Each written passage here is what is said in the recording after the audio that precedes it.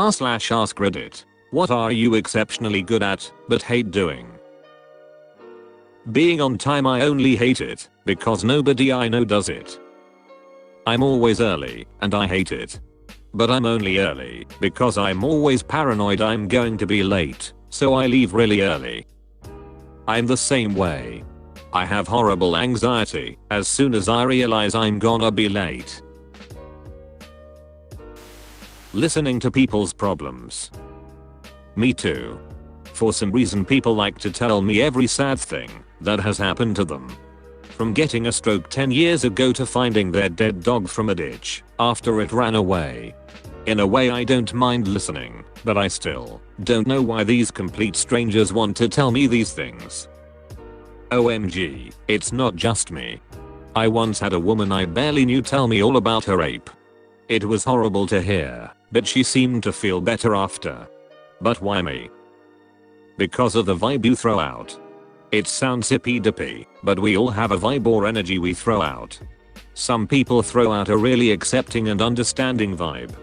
Maybe you come off as compassionate and empathetic. Maybe you appear to give a damn and you're the only person they've encountered who appears to. If you are the type of person who just wants people to be loved and accepted for who they are and not give a damn about others, that is a trait that screams at people. Also, it might not be just you. That person could be telling everyone that, and you just didn't see it. You could be number 100 in the line of people and you just wouldn't know. It might not be you, it might be that person. Odds are high you have something about you that appears like you'll listen and have compassion. Fixing computers. Please stop asking me to fix your computer for free. Please. Can you come over and download the RAM for me? I have a business degree and this automatically qualifies me as the IT person at work. 75% of the time I reboot the computers and it fixes said problems. Data entry. I can type very fast and very accurately, but it's the most mindless task with zero creativity. Data entry is a gateway to the creative world of data analysis, full of such rich creative choices as, should I use a stacked bar chart or a stacked percentage chart? Do I want to show this data by day or clustered by week? And what shade of gray is best for this data? That unironically sounds like something I'd enjoy. I actually like organizing things. Why yes, I'm extremely boring, how could you tell? Since everyone's in quarantine, doing a couple data analysis courses would be a great way to spend it. Plus, once you've got an understanding of what you need to do, and you've built up some SQL skills, there's tons of good jobs in the field. Talking people down from suicide. It's my job. May I ask why you hate it? I've done it a lot.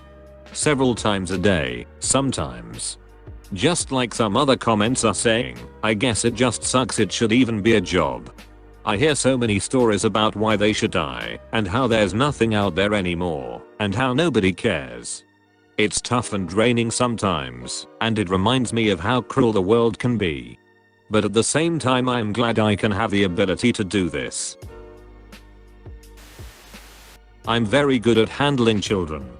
Which is ironic, because I don't particularly like kids. Same. Kids enjoy my company, but I really not enjoy this. Sincere question, don't you like to make them laugh? Of course I do. I just find the interaction boring after a while. Kids can be horribly repetitive, and the games they like to play are not interesting enough for me. I've only had experience with younger kids though, maybe older kids are less boring.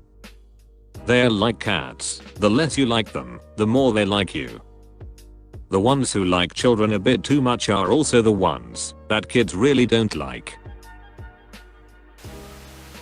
Being nice to customers. The amount of times I confuse my lines. A customer walks in, and I walk up to them, smile, and politely ask, would you like a bag with that? Completely confusion. Sorry, I meant to use my other line, hi, how are you today? When I was working 7 days a week at 2 jobs, I once picked up the office phone and started rattling off the soups of the day. So how did it go? Genuinely curious. I got a couple in, then realized and started to curse, but cut myself off in time, so it sounded like hi, welcome to restaurant. Today we have red bean chili, broccoli cheese, FFFFF. He asked if he had the wrong number. I sighed and said something like no, I have the wrong job. Then he laughed, and I transferred him to where he wanted. I still feel dumb, but he's probably forgotten all about it. Public speaking. I'm an introvert, and I do safety training for my company. Comprehension has gone up drastically, and I have done quite a few talks on how to use science to make safety fun in my industry. But after, I have to shut myself in a hole for at least 3 hours to get myself back to center because it is so exhausting to me. I have to sort of be a different person, and doing that is mentally draining. Yeah, it's weird. I'm one of those people who has trouble holding a normal conversation with somebody, apart from people that I know of course, but if I'm giving a public speech or presentation, suddenly everybody pays attention to me and seems to respect my insight a lot. I've made some friends and contacts solely because they've witnessed me giving a speech and been impressed by the performance. I just get more confident and talk with a I know what I'm talking about voice when I can actually talk about a specific topic with some authority. Then someone random comes up to me and asks, so tell me about yourself, and I'm suddenly totally clueless on what they're after. So after presentations I always have this hug what just happened moment, even though I've done a lot of them. Procrastinating. I was excited recently because someone in my town started a procrastinator support group. Unfortunately our first meeting keeps getting pushed back. True procrastinating would not have allowed you to write the above message. You're not allowed in the club. We might get round to, at some point, to review your application.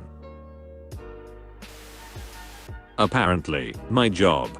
My superiors and co-workers often comment how good I am. In the back of my head I'm thinking, wow, imagine how good I would be if I was actually doing something I care about and was passionate about. I'm actually kind of lazy and don't really do as much as I could do. However, they seem to like what I'm doing, so I do enough to maintain that facade and get compensated fairly well for it. I have thought about quitting a few times, but I have sort of settled in because it's hard to find something else out there, and if I can get away with being lazy but somehow being thought of as good at my job, might as well milk it while I can. This is me. I don't hate my job, I just hate working. I've been working from home for the past 3 weeks, you guys know why, and my superiors commend me every chance they get about how professional I am, and how hard I'm working these past weeks. How I'm closing the same amount of incidents in less time, and with user reviews. I'm playing Animal Crossing most of the time, and rewatching Avatar, now Korra, as I've already finished with Aang. Math. I don't know why I'm this good at it, but I hate it so much that's crazy. Ah. So you're good at math. Lem test. 2 + 2. 36. Final answer. Cleaning. Until you're 15 minutes in and realize everything's dirty and you have to clean it now because you know you're not going to clean anything tomorrow. Literally every time I go to clean something. This will take 5 minutes. 2 hours later I've dismantled the room and I'm fixing something in the corner. Or it's been 2 hours. You've cleaned less than half of your room and you're sitting in the corner with a travel Nick pillow around you and are trying to get your old Nintendo DS to start. Everything I have ever become exceptionally good at. As soon as I become proficient at something the fun stops and it just becomes work. I pretty much only enjoy learning, but I don't get much enjoyment out of performing what I have already learned. For example, I had an amazingly fun time learning how to weld for over 10 years. There's a lot to learn in welding, and you can make major improvements for many years. You can even go your whole career learning new things about welding, but eventually you reach a point where you have become proficient, and you're only doing minor adjustments to perfect your craft. For me, the joy is gone at that point, and with that goes my passion for it as well. Maybe start teaching. There can be a lot of joy and satisfaction in seeing others become good at things you are teaching them. I worked with a welding supervisor who basically was tasked of getting the skills up. He was very passionate talking about other people's welds and craftsmanship. Cooking. I'm an amazing cook, but I absolutely hate cooking.